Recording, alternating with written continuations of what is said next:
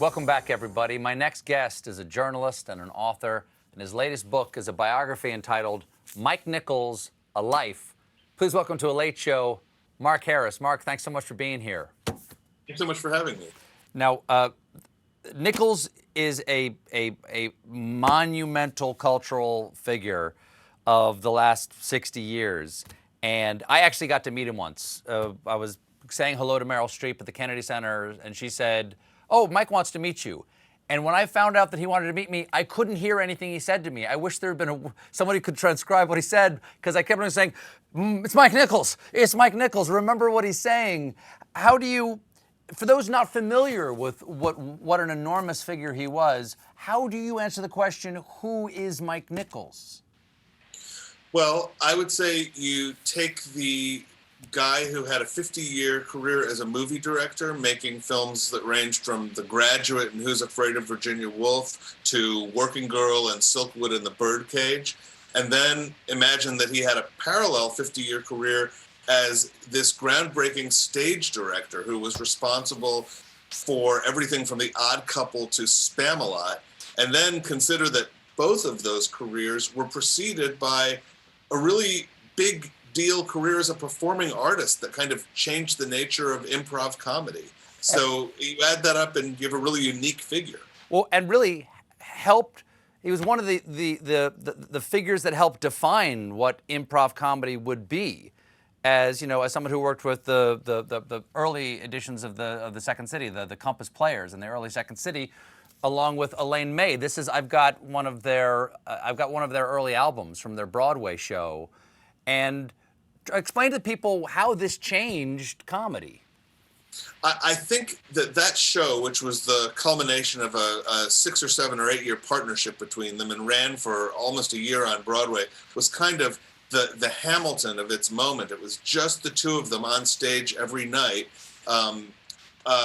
really defining a new kind of observational, sharp, precise comedy that hadn't really been seen before. And they would end each performance with an improvisation where they would invite the audience to provide a first line and a last line and a literary style that they wanted the sketch performed in. And in the course of that run on Broadway, they did, I think, something like 95 different literary styles. So they were really unique.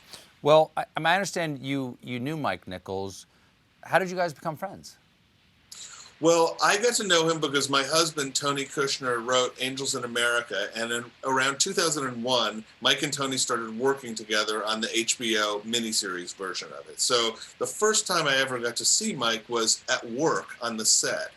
And then after that, my first book was in part about the making of The Graduate. So that's really when I got to sit down and interview him and talk to him about his career for the first time, which was just endlessly fascinating. Well, I mean, you did 250 interviews or something along those lines for this book. Again, Mike Nichols, A Life. But you also had to interview your own husband about his part in Mike Nichols, A Life. What was that like? Because this book is like warts and all. You're a journalist reporting on something. What's it like to include your husband in the reporting?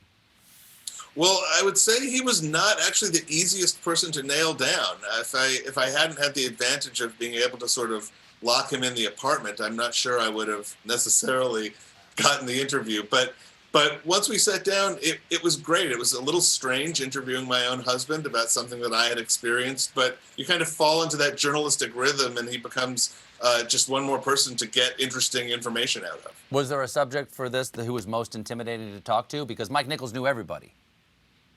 He really did know everybody. I was very, very intimidated by Elaine May, partly because I knew what an important interview that was. There was nobody who knew Mike better professionally or personally during that crucial period of his life, and partly because she's Elaine May. You know, she's this complete genius in her own right. And she started the interview. The first thing she said to me was, "I want to tell you right up front, the only things I can remember are the things I'm not going to tell you." So that terrified me, but it wasn't really true. She told me a great deal, and she was fantastic to talk to. We have to take a quick break, but we'll be right back with more of the author of Mike Nichols, A Life, Mark Harris.